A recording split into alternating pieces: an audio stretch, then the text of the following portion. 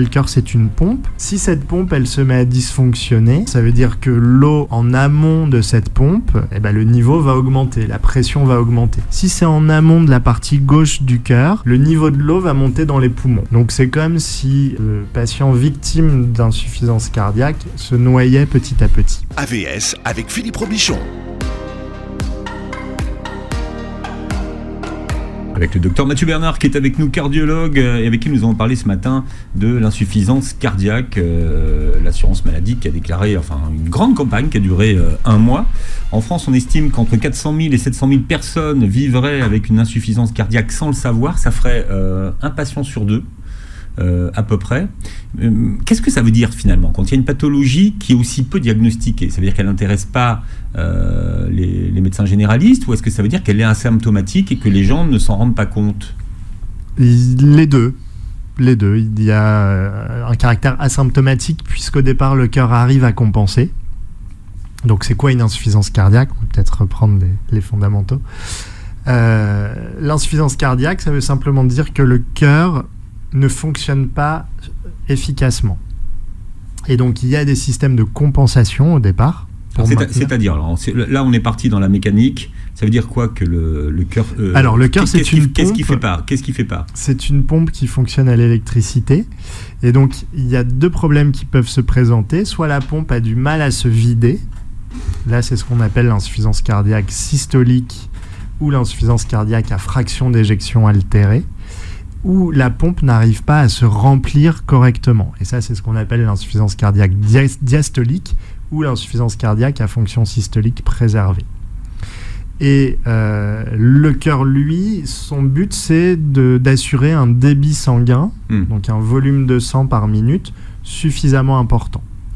Et donc, quand le cœur n'arrive pas à se contracter suffisamment, alors on va faire un petit peu de mathématiques. On imagine, on va simplifier les chiffres, le cœur est plus petit que ça. Le cœur, je vous rappelle, ça fait à peu près la taille d'un point.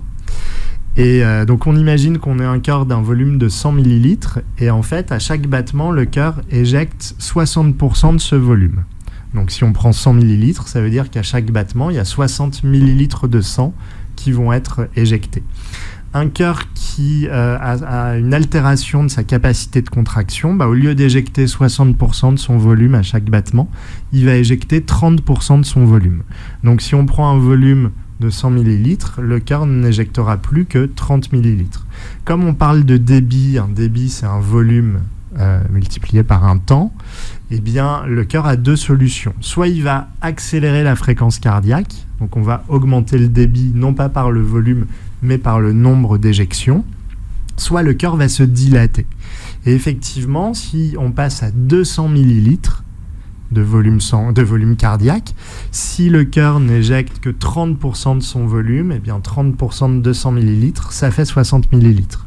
Donc on va avoir un débit constant sur un cœur fatigué qui, pour compenser, s'est dilaté. Ce que vous dites, c'est que de toute façon, le cœur va trouver une solution et va compenser. Il va compenser jusqu'à un certain temps. D'accord. Où là, il n'arrive plus à compenser et donc les symptômes apparaissent. Les symptômes, alors on a des symptômes et ce qu'on appelle des signes cliniques qui doivent être recherchés. Donc les symptômes, c'est principalement l'essoufflement, la prise de poids. Et dans les signes cliniques, on va avoir des anomalies à l'auscultation pulmonaire et des jambes qui gonflent principalement. Pourquoi? Parce que, comme je vous le disais, le cœur, c'est une pompe. Si cette pompe, elle se met à dysfonctionner, eh bien, ça veut dire que l'eau en amont de cette pompe, le niveau va augmenter, la pression va augmenter. Si c'est en amont de la partie gauche du cœur, le niveau de l'eau va monter dans les poumons. C'est-à-dire que la pression dans les artères des poumons, elle devient tellement importante que les artères, sous l'effet de cette pression, elles deviennent poreuses.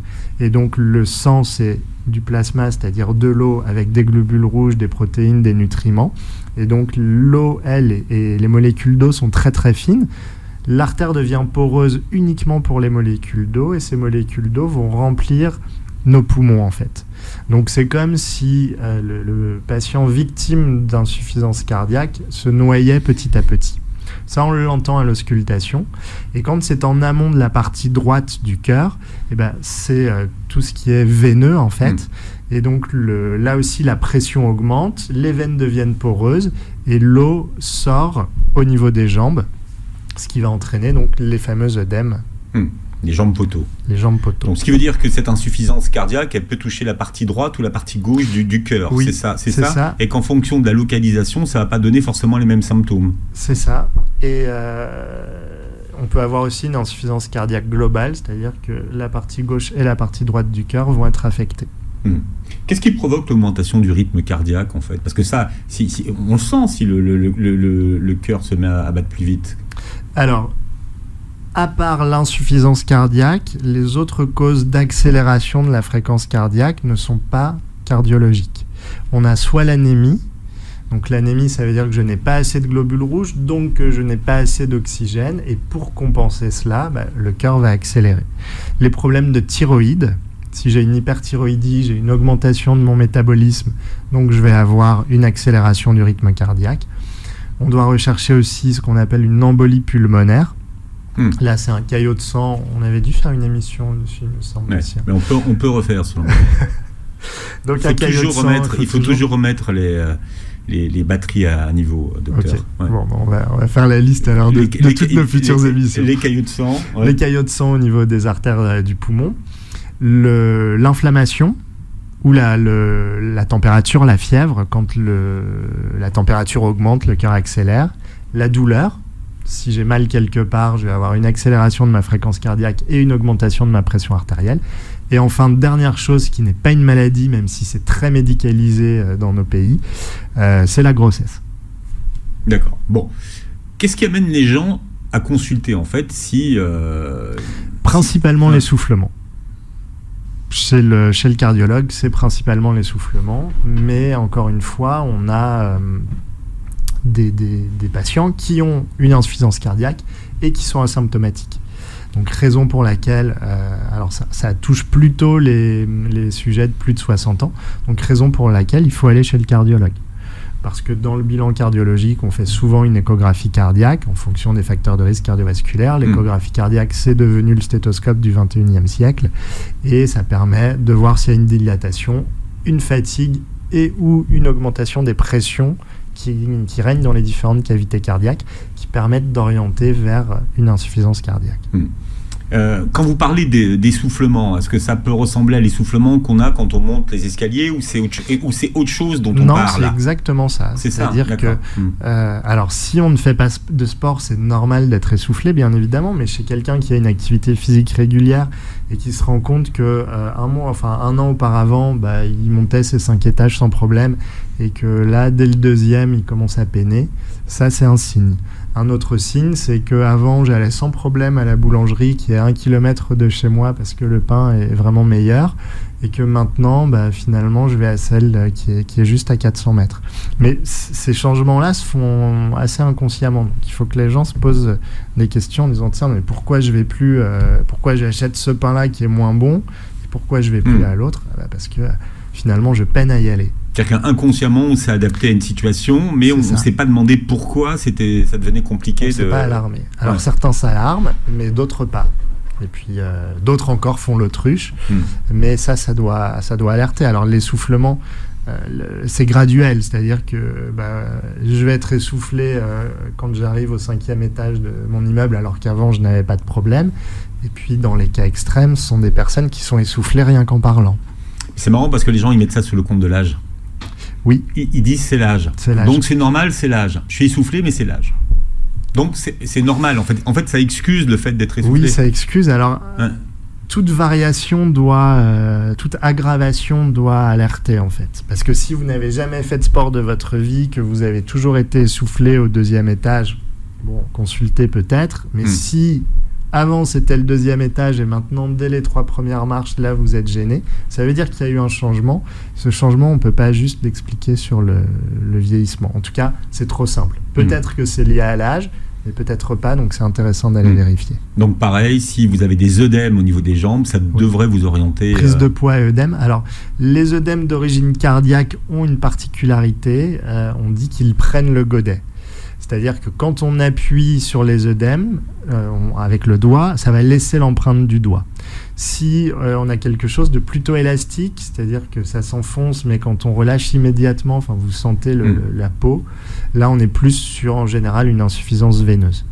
Les œdèmes d'origine cardiaque, eux, prennent le godet, donc ce que l'on appelle prendre le godet, c'est-à-dire qu'encore une fois que ça laisse les marques des doigts dans la peau si on appuie dessus. À part les jambes, il y a d'autres parties du corps qui peuvent avoir des œdèmes. Les bras, par exemple, ou pas du tout. Dans les œdèmes d'origine cardiaque sont décrits comme déclives. Donc, c'est-à-dire que si on est allongé, si on passe sa vie allongée, ça peut remonter jusqu'aux lombes, mais on ne les aura pas dans les bras. Si on a des œdèmes au niveau des bras, ça veut dire qu'il y a une obstruction, une artère ou une veine qui est bouchée. Plutôt une veine d'ailleurs qui est bouchée, qui va entraîner cet œdème, mais rien à voir avec une origine cardiaque.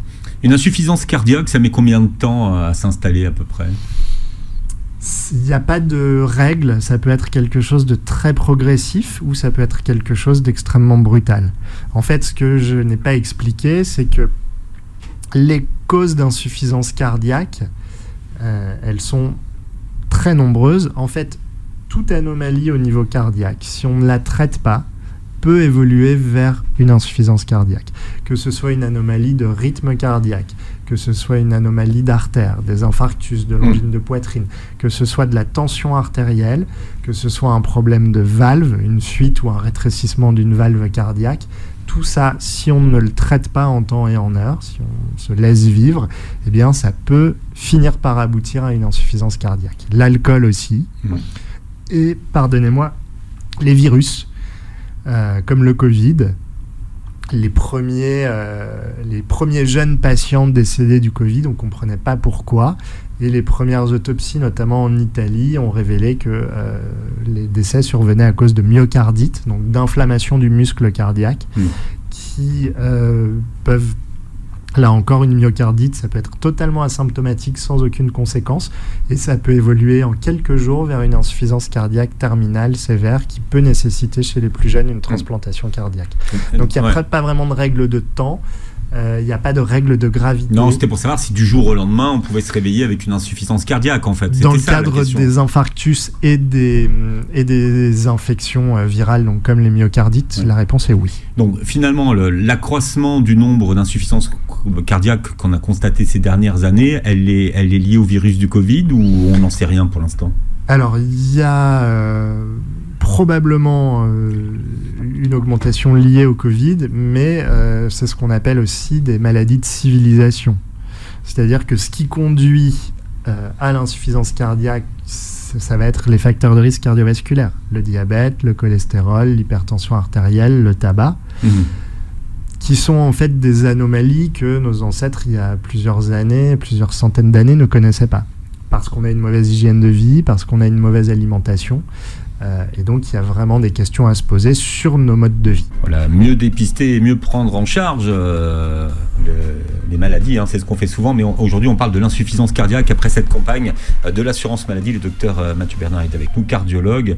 C'est vrai qu'encore trop peu de temps, trop peu de gens sont dépistés aujourd'hui. On parle beaucoup d'errance médicale vis-à-vis de ces patients. Donc, il y a quand même quelque chose qui se passe et c'est pour ça qu'on fait cette émission.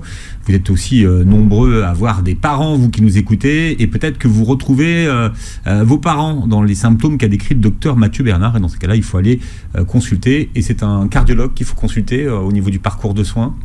Alors, au niveau du parcours de soins, vous ne pouvez accéder au cardiologue qu'adressé par votre médecin traitant. Si vous voulez être remboursé par l'assurance maladie. Voilà. Donc, il faut voir le médecin traitant qui peut déjà faire une prise de sang. Parce que l'essoufflement, alors on a dit que l'insuffisance cardiaque et l'anémie entraînaient une accélération de la fréquence cardiaque, mais l'anémie, comme l'insuffisance cardiaque, entraîne aussi des essoufflements. Donc déjà, pour débrouiller, le médecin traitant peut prescrire une prise de sang et ensuite adresser le patient au cardiologue pour la poursuite du bilan. Ensuite, c'est une maladie chronique, mais est-ce que par exemple, si on ne prend pas en charge son insuffisance cardiaque, elle peut passer toute seule ? Non. Je réfléchis, mais si c'est une insuffisance cardiaque chronique, non, elle ne passera pas toute seule. Si c'est une insuffisance cardiaque aiguë à la faveur d'une myocardite, les choses peuvent rentrer dans l'ordre toutes seules, mais il faudra quand même un traitement. pour accompagner le patient. Donc en tout cas, quelque chose qui passerait tout seul, spontanément, non, ça n'existe pas. Alors tout à l'heure, vous nous avez expliqué comment le cœur fatigué compensait, mais est-ce qu'il arrive au cœur fatigué de décompenser ? Bien sûr. Et dans ces cas-là, comment est-ce qu'il décompense le cœur ? Alors, on a 2 modes de décompensation. On a ce qu'on va appeler l'insuffisance cardiaque terminale, où là, c'est-à-dire que le cœur est totalement dépassé et donc n'arrive plus à fonctionner correctement. Et là, on va s'orienter soit vers une transplantation cardiaque si la personne est suffisamment jeune, soit vers un cœur artificiel. On a des patients qui vivent avec des cœurs artificiels, qui sont souvent des ponts à la transplantation. C'est-à-dire qu'en attente de greffon, le patient peut vivre à peu près normalement, sauf qu'il a un holster avec des batteries et qu'il se branche sur secteur par moment pour faire marcher ce cœur artificiel. Et puis l'autre mode de décompensation, c'est l'insuffisance cardiaque dite aiguë, qu'on appelle aussi l'œdème aigu du poumon ou l'œdème aigu pulmonaire, où là, c'est une urgence vitale, pour le coup, et le patient est véritablement en train de se noyer. C'est-à-dire que c'est la marée qui monte, presque comme au Mont-Saint-Michel, à la vitesse d'un cheval au galop. Donc dans ses poumons, c'est ça ? Voilà, ouais. L'eau remplit les poumons, et donc quand on respire, en fait, l'air arrive dans les alvéoles, passe dans les capillaires sanguins. Sauf que là, comme les alvéoles, qui sont les petits sacs grâce auxquels on respire, sont remplis d'eau, l'air en arrivant dans les poumons n'arrive pas à franchir les capillaires, donc les vaisseaux sanguins, et l'organisme ne reçoit plus suffisamment d'oxygène. Dans ces cas-là, il faut drainer les poumons. Comment on fait ? Non, alors le traitement le plus efficace, c'est de faire baisser la pression. Je vous ai dit que la pression, elle augmentait, que cette augmentation de pression, elle faisait sortir l'eau des vaisseaux sanguins. Et donc, si on réussit à faire baisser la pression, l'eau va rentrer de nouveau dans les vaisseaux sanguins et donc laisser les alvéoles libres et permettre à l'organisme de respirer. Donc oui, elle est diurétique, mais les diurétiques vont mettre un petit peu plus de temps à agir. Ce qui agit, ce sont les dérivés de la trinitrine. Partagez avec nous, Doc. C'est ce qu'on appelle la trinitrine, qui est utilisée aussi dans la TNT, dans cet explosif, et qui là va permettre de dilater les veines. Cette dilatation veineuse va faire baisser la pression, et la baisse de pression va permettre à l'eau de rentrer dans les vaisseaux sanguins. D'accord, donc ça c'est dans le cas d'insuffisance cardiaque aiguë. Mais ça arrive, c'est fréquent ou Alors, ça peut révéler des pathologies, c'est-à-dire que quelqu'un qui a une insuffisance cardiaque chronique, elle décompense rarement d'un coup d'un seul. Elle peut décompenser notamment, alors on en voit beaucoup au moment des fêtes de fin d'année, parce qu'on va se régaler de plateaux de fruits de mer, de saumon fumé, ce qui va entraîner une augmentation du sel dans l'organisme. Et que le sel, on ne peut pas le garder en poudre dans l'organisme, donc le sel entraîne une rétention d'eau. Cette rétention d'eau, ça entraîne une augmentation du volume sanguin. Cette augmentation du volume sanguin, elle entraîne une augmentation de la pression, et cette augmentation de la pression, elle fait sortir l'eau dans les poumons. Et puis, ça peut compliquer un infarctus du myocarde, ça peut compliquer un rétrécissement aortique, par exemple, ou une insuffisance mitrale. L'insuffisance mitrale, donc c'est une fuite au niveau de la valve mitrale. La valve mitrale, c'est le clapet qui est entre l'oreillette gauche et le ventricule gauche et qui empêche au sang de revenir en arrière. Et donc, on peut avoir des fuites mitrales brutales. Donc c'est vrai que dans les causes, on n'en a pas parlé parce que c'est rarissime, mais ça peut arriver, et une fuite brutale peut entraîner un œdème aigu du poumon. Donc là, ce que vous dites sur le sel, ça veut dire que quand on est sujet justement à l'insuffisance cardiaque, ça veut dire qu'il faut adopter un régime sans sel ? Alors avant, oui, on était très strict. Maintenant, c'est vrai qu'on a les traitements diurétiques et un autre médicament dont on parlera probablement dans quelques minutes, qui est un médicament récent qui permet d'éliminer le sel. Donc, moi, ce que je préconise, c'est de ne pas rajouter de sel dans l'alimentation et d'éviter les plats trop salés. En revanche, on voit, si on prend l'exemple, ne serait-ce que l'exemple du pain, ils ont baissé la quantité de sel il y a quelques semaines. Oui, mais est-ce que votre boulanger, une fois, n'a pas oublié de mettre du sel dans sa fournée ? Ça vous est jamais arrivé, ça? On le sent. De toute façon, le pain sans sel, le pain sans sel, c'est insipide, vous le sentez tout de suite. C'est dégoûtant. Ouais. Déjà que le pain n'apporte rien, mais le pain sans sel, c'est immangeable. Du pain complet. Oui, du plaisir. Mais en termes de nutriments. Oui, d'accord. Ouais. Donc le pain sans sel, non, c'est immangeable, clairement. Donc le pain normal, on va éviter de rajouter du sel dans l'alimentation. On avait fait une émission sur l'hypertension artérielle. Le sel, c'était très utile avant l'avènement de Pasteur et Picard. Maintenant... Picard surgelé. Surgelé, oui. D'accord. Le sel, c'était utilisé pour la conservation des aliments. Maintenant, on n'a plus lieu de mettre du sel. C'est un exhausteur de goût, ce qui permet de vous faire avaler à peu près n'importe quoi, notamment dans tout ce qui est plat préparé, qu'il soit surgelé ou non. Donc le sel, en tout cas, c'est... Voilà. Tout ce que l'homme Picard, si vous prenez des plats préparés... Si on prend des plats préparés Picard, je pensais plus aux légumes congelés. Ouais. Mais les plats préparés, sans citer de nom de marque, oui, ils rajoutent plein de sel pour améliorer le goût de ce qu'ils vendent. Il faut faire attention à la consommation de sel et qu'on détecte pas toujours forcément. C'est comme le sucre, finalement. C'est comme le sucre, il y a du sel caché. Il faut apprendre à lire les étiquettes des aliments que vous achetez. Alors, comment ça se prend en charge, une insuffisance cardiaque? Principalement par des médicaments. En fait, on a des degrés d'insuffisance cardiaque. On la classe en quatre types. Et ces types sont graduels. Donc, en fonction du type, on va avoir un traitement adapté. On a maintenant 4 grandes familles de médicaments. Et on a énormément progressé ces dernières années, à tel point que ces médicaments, on les appelle les 4 fantastiques. On les appelle vraiment comme ça. Je vois que vous faites nom de la tête. Non, je trouve ça créatif. Mais ils sont presque miraculeux. En fait, l'un de ces médicaments est utilisé depuis des années dans le diabète. Et comme les médicaments qui sortent font toujours l'objet d'études pour voir si on ne peut pas augmenter les prescriptions, là, on s'est rendu compte que chez les patients qui souffraient d'insuffisance cardiaque et de diabète et qui souffraient d'insuffisance rénale et de diabète, on avait une amélioration de la fonction des reins et on avait une amélioration de la fonction cardiaque. Et on s'est dit, tiens, on va voir si cette amélioration, elle passe par l'amélioration du diabète ou si ça n'a rien à voir. Et donc, on a testé ces médicaments chez les non-diabétiques. Et on s'est rendu compte qu'il y avait des effets aussi chez les non-diabétiques. Chez les insuffisants rénaux, on explique ces effets parce que ce médicament agit directement sur des récepteurs situés au niveau des reins. En revanche, on est assez dubitatif sur l'efficacité cardiologique. On n'a pas encore identifié le mécanisme précis de ce médicament, mais en tout cas, en association aux autres médicaments, on a des résultats qui sont vraiment très impressionnant, c'est-à-dire que le cœur a une diminution de son volume avec une augmentation du volume d'éjection. Ouais. Et donc j'invite vraiment les patients insuffisants cardiaques qui nous écoutent de se rapprocher de leur cardiologue parce que peut-être que leurs traitements ne sont pas optimaux.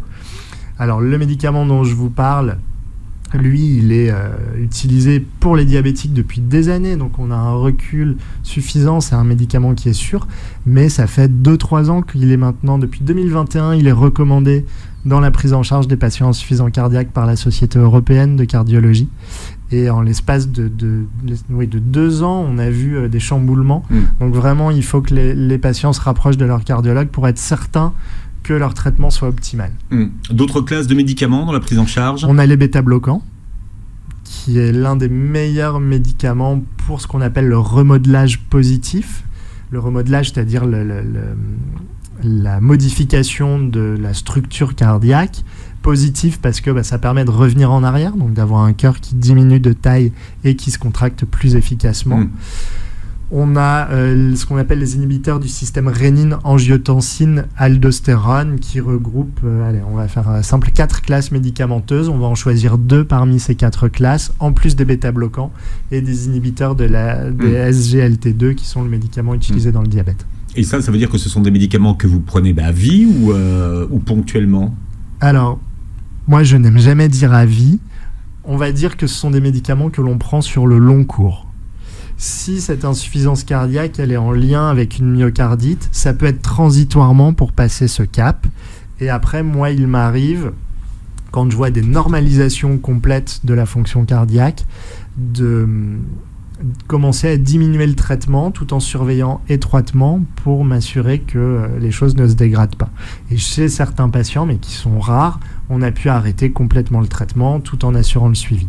Il est évident que si c'est une insuffisance cardiaque qui est en lien avec un infarctus du myocarde, là on n'arrivera vraisemblablement pas à arrêter le traitement. Mais on peut optimiser les choses.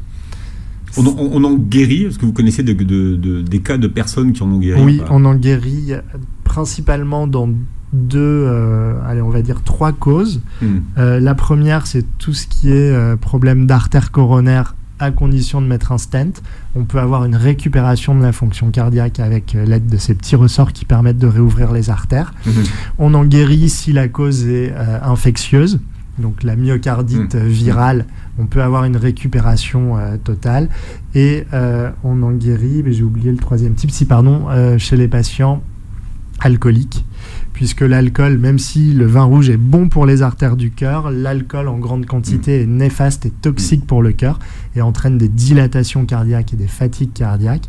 Seulement avec l'alcool, il y a un point de non-retour à ne pas dépasser. C'est-à-dire que si j'arrête avant d'atteindre ce point de non-retour, eh bien, à ce moment-là, le cœur va... On peut revenir en arrière. On peut revenir à la normale. Si je dépasse le point de non-retour, il n'y aura jamais de retour à la normale possible. Le seul problème, c'est qu'on ne sait pas où se situe ce point de non-retour et que le seul moyen de le savoir, c'est d'arrêter toute intoxication alcoolique pendant au moins 3 mois. Mais pas une goutte par jour. Et les règles hygiéno-diététiques, oui, c'est essentiel. Si on appliquait les règles hygiéno-diététiques avant d'avoir des problèmes, je pense qu'on n'aurait pas de problème. Voilà. Maintenant, elles sont toujours recommandées, mais bien évidemment, quand les problèmes sont là, toutes seules, elles ne suffisent pas à revenir en arrière. Et donc, les règles hygiéno-diététiques, c'est l'activité physique.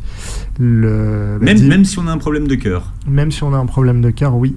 On avait fait une émission aussi là-dessus sur la récupération, la rééducation cardiaque qui sont extrêmement bénéfiques. Donc c'est très intéressant parce qu'on a longtemps cru que quand on avait des problèmes de cœur, justement, il fallait pas faire de sport, il fallait se reposer. Exactement. Voilà. Non, on a tout intérêt, ça va aider le patient à s'améliorer. Donc l'activité physique, cesser toute intoxication tabagique, diminuer sa consommation d'alcool, diminuer la consommation de sel, de sucre.